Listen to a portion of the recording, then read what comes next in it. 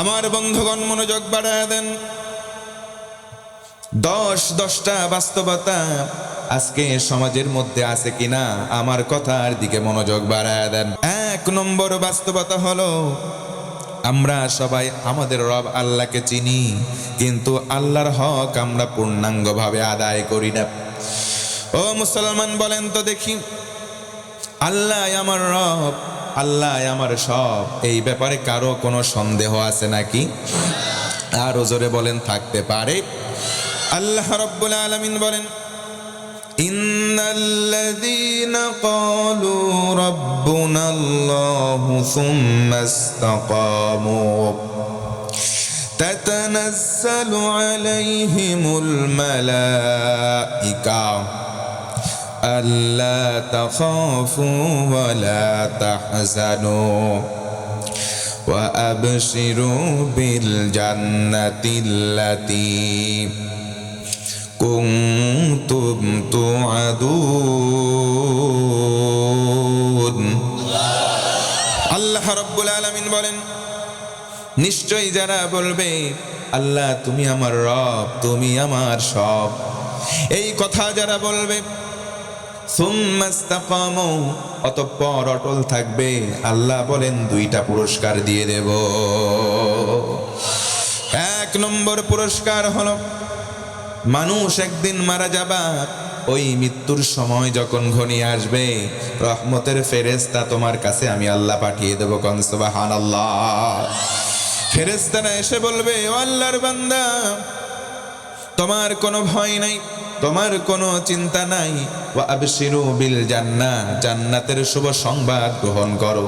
সুবহানাল্লাহ।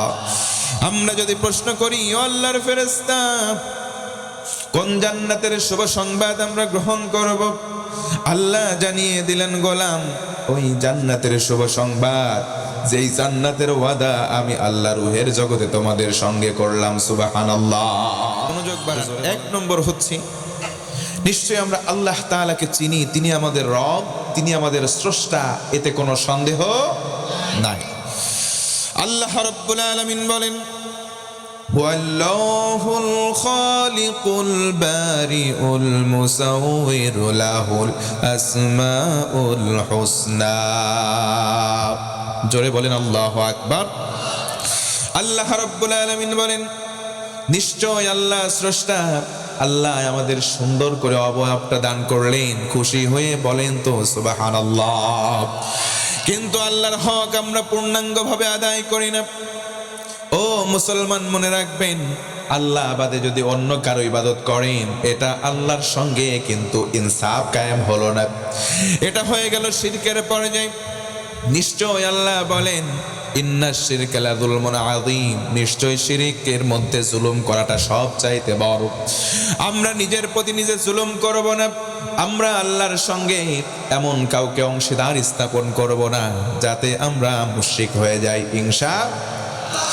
আমরা আল্লাহর হক আদায় করে চলব, আমরা হব আল্লাহর গোলাম। 2 নম্বর বাস্তবতা হলো, আমরা সবাই কোরআন পড়ি, কিন্তু কোরআন থেকে বাস্তব জীবন করি না। আমরা সবাই কোরআনের তেলাওয়াতগুলো করি, তেলাওয়াতের মধ্যে কি পড়ি সেই দিকে মনোনিবেশ দেই না। মুসলমান কথা বলেন ঠিক কিনা?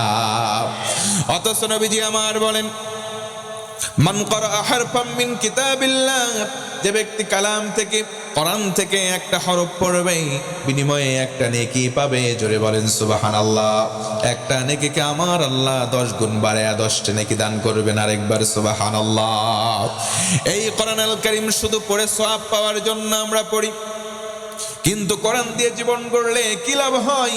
তাফসিরে ফি জিলালিল কোরআন আল্লামা সাইয়্যিদ কুতুব শহীদ রাহমাতুল্লাহি আলাইহি তিনি তার তাফসিরের মুকদ্দমা অংশের মধ্যে উল্লেখ করেন, তিনি বলেন, ফি জিলালিল কোরআন হিয়া নি'মাল্লাহ। ও মুসলমান, মনোযোগ বাড়ায় একবার বলেন তো আল্লাহু আকবার।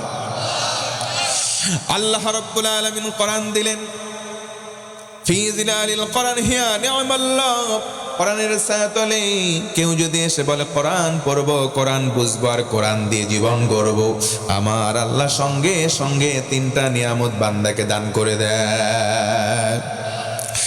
1 নম্বর হলো তারফাউল উমার, সম্মান বাড়ে। ও মুসলমান, আমি জানতে চাই, বলেন তো সম্মান দেওয়ার মালিক কে? আর একটু জোরে বলেন। ওয়া তুইজ্জু মান তাশাউ ওয়া তুযিল্লু মান তাশাউ বিয়াদিকাল খায়র। আমার আল্লাহ ডেকে ডেকে বলেন, ও গোলাম, সম্মান দেওয়ার মালিক আমি আল্লাহ, বেইজ্জত করার মালিক আমি আল্লাহ, কিন্তু কল্যাণকর সম্মান আমি কেবলমাত্র আল্লাহই দিয়ে থাকি। কোন সুবহানাল্লাহ। এক নম্বর পুরস্কার হলো নিয়ামত হিসেবে দুনিয়ার জমিনে কোরআন মানলে সম্মান বাড়বে। 2 নম্বর হলো তাবারাকাহুল হায়াত, জীবনে বরকত আল্লাহ দান করবেন। আরেকবার পড়েন সুবহানাল্লাহ। 3 নম্বর হলো তাজকিয়াহুল হায়াত, জীবনটাকে সংশোধন করবেন আমার আল্লাহ। কোরআন দিয়ে মানুষটার জীবন পরিচালনা করার জন্য ছোট ছোট গুনাহগুলো মাফ করে দেবেন। আরেকবার বলেন আল্লাহু আকবার। এই জন্য আমরাও বলতে চাই, কোরআন পড়বো, কোরআন বুঝবো, কোরআন দিয়ে জীবন করব। বলেন ইনশাআল্লাহ। এই কোরআন এমন কোরআন, যেই কোরআনের জন্য কেউ যদি নিবেদিত হয়, তার জীবনটাকে উজালা যিনি বানাবেন তিনি কে? আল্লাহ রাব্বুল আলামিন। এই জন্য বলেন আলহামদুলিল্লাহিল্লাযী আনজালা আলা আবদিহিল কিতাব ওয়া লাম ইয়াজআল লাহু ইওয়াজা। সমস্ত প্রশংসার মালিক হলাম আমি আল্লাহ। আমরা যদি বলি কেন, আল্লাহ বলেন এই কারণে, কারণ আমার বান্দার প্রতি আমি এমন একটা কিতাব নাজিল করলাম, যেই কিতাবের মধ্যে কোনো আড়ষ্টতা নাই, কোনো রকম গোপনীয়তা নাই। পড়েন সুবহানাল্লাহ। এই কোরআন দিয়ে আমরা জীবন পরিচালনা করতে চাই কি চাই না? এই কোরআনের জন্য কেউ যদি জীবন দেয়, ও মুসলমান, বলেন তো তার সম্মান বাড়বে না কমবে? তো আসতে বললেন কেন? জোরে বলেন, বাড়বে না কম? মুসলমান ভাইয়েরা আমার, মনোযোগ বাড়ান। 10টা বাস্তবতার 1 নম্বর হলো আল্লাহকে চিনি কিন্তু হক আদায় করি না। 2 নম্বর কোরআন পড়ি কিন্তু কোরআন দিয়ে জীবন গড়ি না। 3 নম্বর আমরা নবীকে ভালোবাসি, সুন্নত মানি না। কথা বলেন ঠিক কিনা? আমরা সবাই নবীজির নাম শুনি, নবীজির নামে মিলাদ পড়ি, মিলাদের শেষে জিলাপি নিয়ে অনেক সময় মারামারি পর্যন্ত করি, কিন্তু নবীর সকল সুন্নাত আমরা মানি না। 4 নম্বর হলো আমরা সবাই শয়তানকে জানি, কিন্তু শয়তানের পদাঙ্ক অনুসরণ করা ছাড়ি না। কথা কন ঠিক কিনা? এ মুসলমান, জোরে আওয়াজ দিয়ে কথা বলেন ঠিক কিনা? শয়তান যে আমাদের শত্রু, এটা তো আমরা সবাই জানি। জানার পরেও শয়তানি কাজগুলো আমরা ছাড়ি না। 5 নম্বর হলো আমরা সবাই জান্নাতকে ভালোবাসি, কিন্তু জান্নাতে যাওয়ার জন্য যে আমলগুলো আছে একটাও আমরা করতে চাই। জান্নাতে যেতে গেলে নামাজ পড়ার দরকার আছে না নাই? নামাজ কয় ওয়াক্ত? সবাই বলেন না কেন? 5 ওয়াক্ত নামাজ আমরা পড়তে চাই না, কিন্তু 5 শ্রেণীর মুসলমান ঠিকই আছে। 1 নম্বর মুসল্লির নাম হলো শুকুর আলী। শুক্রবারে শুধু নামাজে যায়, সারা সপ্তাহ নামাজ নাই, এমন শুকুর আলী মার্কা মুসল্লি তো একটা আছে না নাই? 2 নম্বর হলো রমজান আলী। ওই যে রমজান মাসে আসে, সারা বছর খোঁজ নাই, ওদের জ্বালায় নিয়মিত মুসল্লিরা সামনের কাতারে রোজার মাসে জায়গা পায় না। 3 নম্বর হলো বরাত আলী। একদিন আগে চলে গেল, শুধুমাত্র সবে বরাতে যায়, সারা বছর খোঁজ নাই, এদের নাম হলো বরাত আলী মুসল্লি। আছে না নাই? তারপরে 4 নম্বর কদর আলী, সবে কদরে যায়, সারা বছর খোঁজ নাই। 5 নম্বর ঈদ আলী মুসল্লি, 2 ঈদের নামাজে যায়, সারা বছর তারা নামাজ পড়ে না।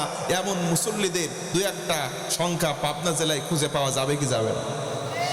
এই সমস্ত মুসল্লি হবেন না, কারণ নবীজি আমার বলেন মিফতাহুল জান্নাতিস সালাহ, জান্নাত তালা লটকানো আছে, ওই তালার চাবি হচ্ছে নামাজ, ওই তালার চাবির নাম হচ্ছে নামাজ, সেটার নাম হচ্ছে নামাজ।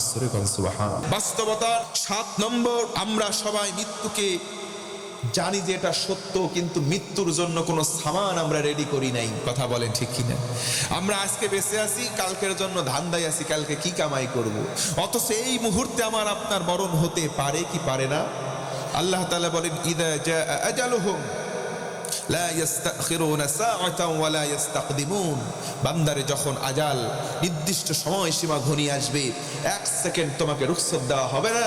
যেই সময়কে কেন্দ্র করে তুমি এক ধাপ সামনের দিকে অগ্রসর হবা অথবা এক কদম পেছন দিকে যাবা, জায়গায় তোমাকে মৃত্যুবরণ করাই লাগবে। ঘোষণা কার? এই জন্য মুসলমান ভাইয়েরা আমার, মৃত্যুর জন্য সদা সর্বদা আমরা প্রস্তুতি গ্রহণ করব। নবীজির জামানার একটা হাদিস বলে আলোচনার ইতি টানব। নবীজি একদিন বসে আছেন, সাহাবীরাও সামনে বসা। একজন পিছন দিক থেকে নবীর কাছে সাহাবী এসে বললেন, মাতাস সাআতু ইয়া রাসূলুল্লাহ। নবীজি, আমি জানতে চাই ইয়া রাসূলুল্লাহ, বলেন তো কিয়ামতটা কবে হবে? নবী আমার বললেন, কিয়ামতের জন্য জিজ্ঞাসা করলে কিয়ামতের জন্য তোমার পাতিহ কেমন, তোমার পুঁজি কেমন আগে বলো। কিয়ামত কঠিন একটা দিন, কিয়ামত সহজ দিন নয়। ও মুসলমান, জোরে বলেন ঠিক না বেঠিক? ইয়াউমা ইয়াফিরুল মারউ মিন আখিহি ওয়া উম্মিহি ওয়া আবিহি। আমার আল্লাহ বলেন, ও গোলাম, কিয়ামতের দিন আপন ভাই তার ভাইকে দেখে পালাবে, বাপ মা তার সন্তানকে ফেলে রেখে দৌড়িয়ে পালাবে। জোরে কোন আল্লাহু আকবার। তাফসীরের মধ্যে উল্লেখ করা হলো, একটা সন্তান জাহান্নামী আর তার মা জান্নাতি। সন্তান মায়ের কাছে গিয়ে বলবে, মা, একটা নেকির অভাব হয়েছে গো মা, ও আমার মা, একটা নেকি যদি তুমি আমাকে দাও, তোমার সঙ্গে আমি জান্নাতে যেতে পারবো। জান্নাতি মা ডেকে ডেকে বলবে, কে আপনি? আপনাকে তো চিনলাম না। দুনিয়ার জীবনে সন্তান অনেক দূরের কথা, আমার তো বিয়েই হয় নাই। আল্লাহু আকবার। যেই মা কষ্ট করলো, আহনান আলা ওয়াহান, 10 মাস 10 দিন গর্ভে ধারণ করলেন যেই মা, সেই মা কিয়ামতের দিন তার নিজের সন্তানকে ভুলে যাবে। একটু জোর গলায় বলা যাবে কি আল্লাহু আকবার। ও মুসলমান ভাইয়ের আমার, মনোযোগ বাড়ান। নবীজি বললেন, সাহাবী বলো কেমন প্রস্তুতি নিয়েছো? লা কাসীরিম মিনাস সালাত, ওগো নবী, তেমন কোনো বেশি নামাজ পড়ি নাই। ওয়ালা মিন সাওমিন, তেমন কোনো রোজা করি নাই। ওয়ালা মিন সাদাকাতিন, তেমন কোনো দান করি নাই গো নবী। তবে একটা কাজ করছি। কি কাজ করছো বলো?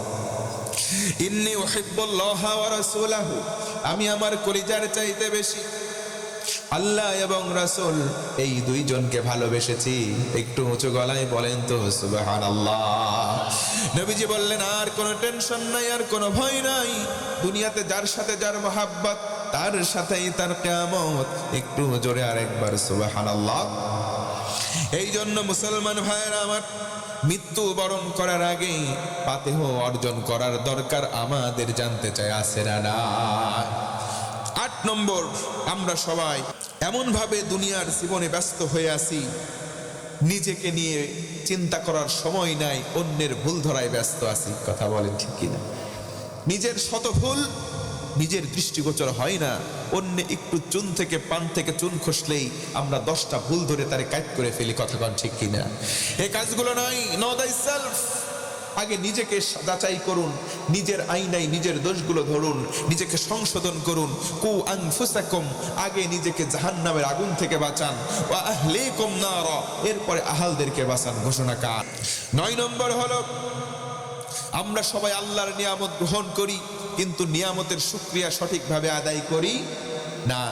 10 নম্বর, আমরা সব মৃত মানুষদেরকে দাফন করি, ওখান থেকে শিক্ষা নেই না। কয়েকদিন পর পর আমাদের এলাকা থেকে 2-1 মারা যায়, আমরা গোরস্থানে যাই, জানাজায় অংশগ্রহণ করি, দাফন কার্য সম্পন্ন করি, চলে আসি। ওই যে চলে আসি, আশাই শেষ, আমাকেও যে একদিন যাওয়া লাগবে। আকলের কাছে এই টেন্ডেন্সি আমাদের জাগ্রত হয় না। হারে, আজকে তো ওরে শোয়াইলাম, ওর জায়গায় যদি আমি হতাম, আমার তো তেমন আমল নাই, টোটাফাটা আমল নিয়ে যদি যাই, তাহলে ফেরেশতার কাছে কি জবাব দেব? এই চিন্তা কি আমাদের আছে কারো ভাই? এই মুহূর্তে মারা যেতে পারি, কোনো সন্দেহ?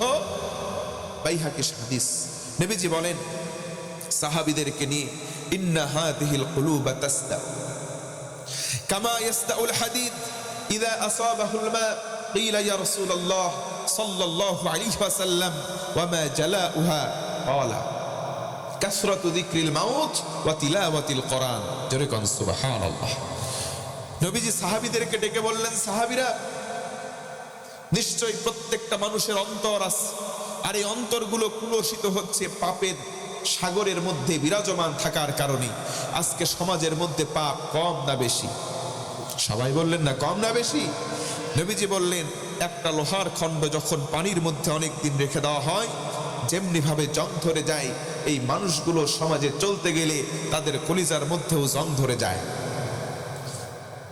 দুনিয়ার লোহার জংকে যদি দূর করতে হয় সিরিজ কাগজের ডলা দেওয়া চাই, কিন্তু আমাদের কলিজায় যে জং ধরছে, কোন সিরিজ কাগজ ডলবো ভাই?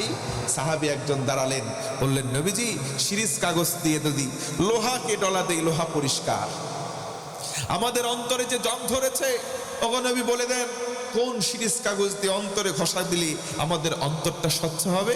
নবীজি বললেন, দুইটা আমল আছে, দুইটা আমল করো, অন্তরকে যিনি স্বচ্ছ বানিয়ে দেবেন তিনি কে? নবীজি আমার বললেন, ক্বালা কাসরাতু যিকরিল মাউত, এক নম্বর বেশি বেশি মরণকে স্মরণ করো, দুই নম্বর ওয়া তিলাওয়াতিল কোরআন, বেশি বেশি কোরআনের তেলাওয়াত করো। অন্তরকে যিনি নিট অ্যান্ড ক্লিন বানিয়ে জান্নাত উপযুক্ত বানাবেন তিনি কে? জোরে বলা যাবে না আল্লাহু আকবার? আর জোরে একবার বলা যাবে না আল্লাহু আকবার? 10টি বাস্তবতার এক নম্বর, আমরা আল্লাহকে চিনি কিন্তু আল্লাহর হক আদায় করি। 2 নম্বর, আমরা কোরআন পড়ি কিন্তু কোরআন থেকে শিক্ষা নেই না। 3 নম্বর, আমরা নবীকে চিনি কিন্তু সম্পূর্ণ সুন্নাহ আমরা মানি। এরপরে আমরা সবাই শয়তানকে চিনি কিন্তু শয়তানের কাজ করা বাদ দেই না। আমরা সবাই জান্নাতে যেতে চাই, জান্নাতে যাওয়ার আমল করতে চাই না। জাহান্নামে যেতে চাই না কিন্তু সেখানে যাওয়ার আমল কেউ ছাড়ি না। এরপরে আমরা সবাই দুনিয়ায় নিজেকে নিয়ে ব্যস্ত আছি, অন্যের ভুল ধরা নিয়ে। নিজের ভুল কতগুলো হলো আমরা টেরও পাই না। তারপরে আমরা আল্লাহ পাকের নিয়ামত ভক্ষণ করি কিন্তু শুকরগুজার বান্দা হই না। এরপরে সর্বশেষ আমরা দাফন করি মাইয়াতদেরকে, মাগার ওই জায়গা থেকে শিক্ষা নেই না। ও মুসলমান, এই যে হিতে বিপরীত কাজগুলো ছেড়ে দিয়ে সঠিক পথ অনুসরণ করার দরকার আছে না নাই? একদিন সবাই আমরা হারিয়ে যাব, কোনো সন্দেহ? হারিয়ে যাব একদিন আমি, রব নাই ভুবনে চিরদিন। হারিয়ে যাব একদিন আমি, রব নাই ভুবনে চিরদিন। ক্ষমা করে দিও তোমরা আমায়, ভুল করে থাকি যদি কোনো দিন। হারিয়ে যাব একদিন আমি,